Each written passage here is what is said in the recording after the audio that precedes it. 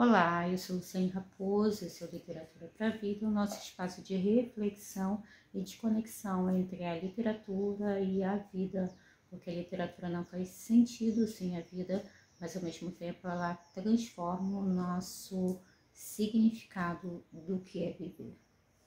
Muita gente sabe que um dos meus trabalhos profissionais é como educadora de crianças. Eu leciono por escolha própria. Leciono para crianças entre 8 e 10 anos. Atualmente uso uma metodologia adaptada da Espanha chamada de educação literária. Então, nessa metodologia, as disciplinas são conectadas. Na semana passada, eu fui explicar sobre o motivo e as regras. Sim, minha janela está aberta. Adoro os janelões para o horizonte. Fui explicar os aspectos dos elementos que compõem uma situação problema para que eles soubessem que aquilo não é só para fazer contas. E basicamente contei uma história de aventura que se passa na Escócia, chovendo, escuro, estradas sinuosas, muita escuridão. E aí tinha um precipício, eles precisavam de uma situação problema. No final, uma aluna até lembrou de uma aula de cartografia, porque sim, eu também dou aula de cartografia para as crianças. E por que eu estou fazendo essa abertura do vídeo, lembrando do meu trabalho, de um dos meus trabalhos profissionais? Porque a educação literária, como é chamada essa metodologia, ela tem tudo a ver com o fato de que nos dias de hoje, muitos pais e educadores eles se angustiam no sentido de queria que meu filho gostasse de ler, queria que meu filho lesse, queria que meu filho deixasse o celular de lado. Não existe milagre nesse sentido. Até porque, teologicamente falando, o milagre só acontece com a permissão do homem. Agostinho é bem claro ao dizer, que o Deus que nos criou por amor não vai nos salvar sem a nossa permissão. Isso teologicamente, humanamente falando também.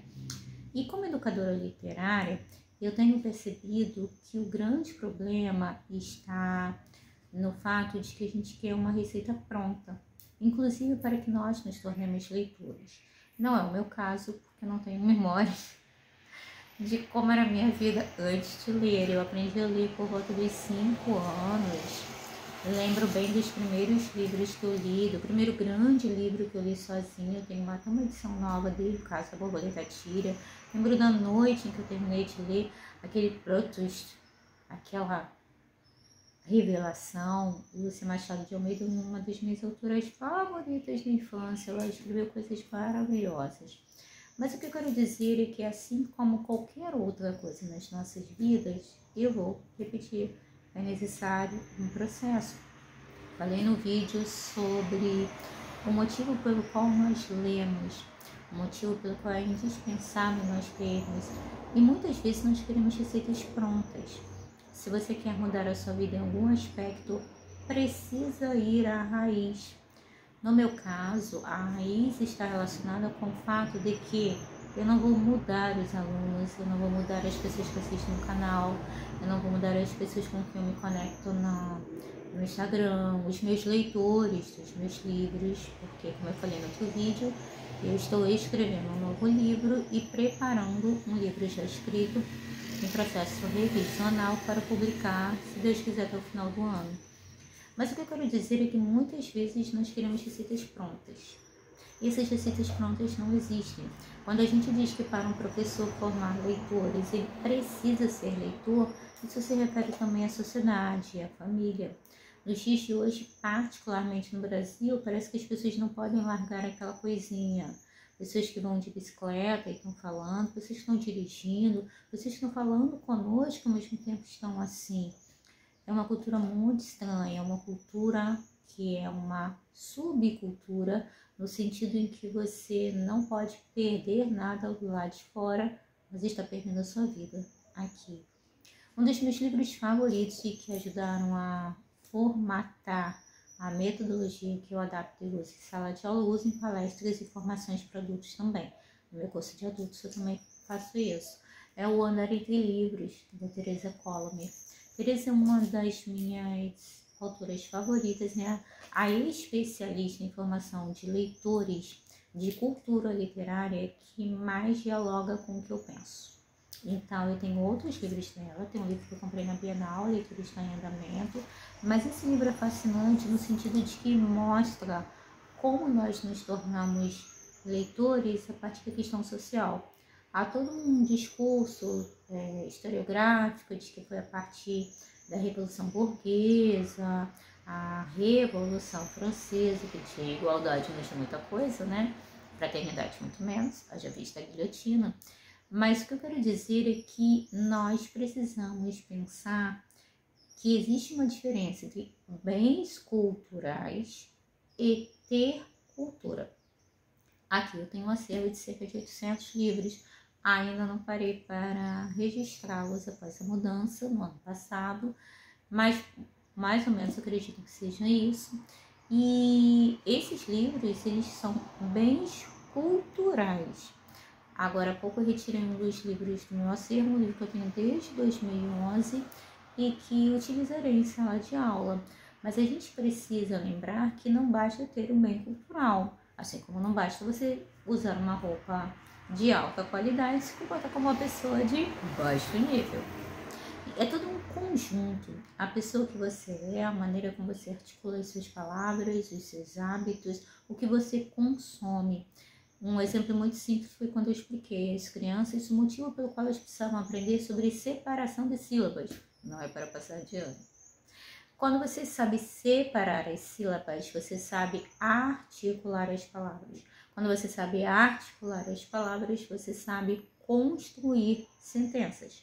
Quando você sabe construir sentenças, você constrói argumentos.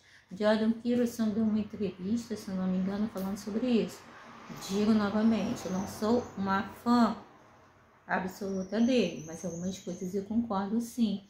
Então, muitas vezes a gente não percebe que o poder de argumentar, de influenciar, de inspirar, de conquistar as coisas nas nossas vidas tem muito mais a ver com o fato de fomentar uma cultura no ambiente, fomentar uma cultura no cotidiano, fomentar uma cultura, e aí sim, a imagem pessoal conta, os objetivos contam, a argumentação conta, o repertório conta, não é uma questão de criar uma ficção pessoal, uma persona, mas sim de eleger aquilo que vai ocupar o espaço. É como a dinâmica do jarro, as grandes pedras entram primeiro, as pequenas elas vão se encaixando.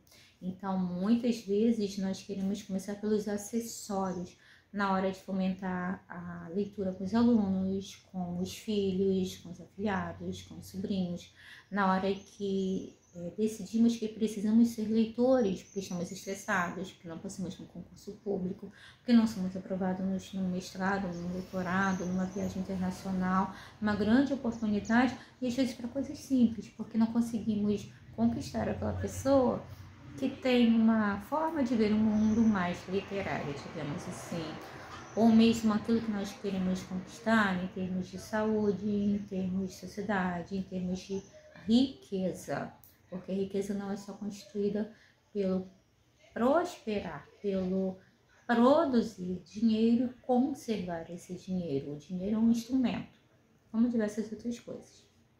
Então, o que eu quero dizer é que essa angústia que as pessoas têm de chegar ao final do objetivo. Eu quero que meu filho leia, eu quero que a minha família veja menos televisão, ou veja menos redes sociais, que a minha família converse, eu quero me reconectar com as pessoas, está associado sim à fomentação de uma cultura, a cultura literária. Se você assiste TV o tempo todo, você é passivo. Você simplesmente recebe e reage automaticamente, depois desaba no sofá, dorme mal, igual esse pessoal que não está relaxando no domingo, dorme mal e o que acontece? Vive mal. Então não é só referente à cultura literária, mas sim professores, pais, padrinhos, formadores, de modo geral, escritores, não existe mágica. Eu leio, meus alunos me vêm ler, me vêm comentar sobre livros. Agora eu já tenho ali na outra estante, na área de livros infantis, uma pequena coleção de marcadores que eles fazem para mim. Eles são premiados com marcadores quando são auxiliares de classe, quando alcançam os objetivos. Uma aluna confessou para mim que ela estava avançando na leitura e com o avanço na leitura isso teve consequências muito benéficas nas provas dela, e é uma criança que já está há 2 anos na mesma série, com condições familiares complicadas. Então a gente muitas vezes precisa atentar para isso. Em qualquer área das nossas vidas, é primeiro criar uma cultura, porque não adianta você ter bens culturais. Aqui eu tenho um exemplar belíssimo de Balzac, mas ele não vai se ler sozinho. Ele precisa de tempo de leitura, de reflexão, e uma leitura leva a outra, vai construindo um pensamento crítico e reflexivo, e você vai criando camadas e repertório. Repertório para conversar com sua família, repertório para conquistar alguém, repertório para conquistar uma vaga, repertório para impressionar as pessoas pelo que você tem, não pelo que você aparenta ser. E aí, por fim, um comentário sobre releituras, que eu sempre falo. Estou relendo Memórias Póstumas Brás Cubas. Brás Cubas é o maior parasita que eu já vi na minha vida. Semana passada eu me envolvi num debate no meu curso de adultos sobre, acho que aqui também, Amor e a Luva. E muita gente acha que é uma historinha fofinha, de gente interesseira. Mas a gente precisa lembrar: objetos e livros são objetos, por mais que eles às vezes sejam lindíssimos e tenham um sentido emocional também. Objetos não se fazem sozinhos. Então não adianta ter um acervo maravilhoso igual os cavaleiros dos séculos XVIII, XIX, que tinha uma biblioteca de cavaleiros, mas os livros nunca eram lidos nem abertos. Tem um conto da Agatha Christie que ela menciona esse fato. Então nós precisamos lembrar: ter bens culturais é como Napoleão Bonaparte, que ela caçava tudo que encontrava arqueologicamente, estragava um monte, porque naquela época ter antiguidades era ter poder e status. E não adianta, você pode parecer durante um tempo, mas sem um repertório, sem uma bagagem, sem uma consistência, não existe milagre.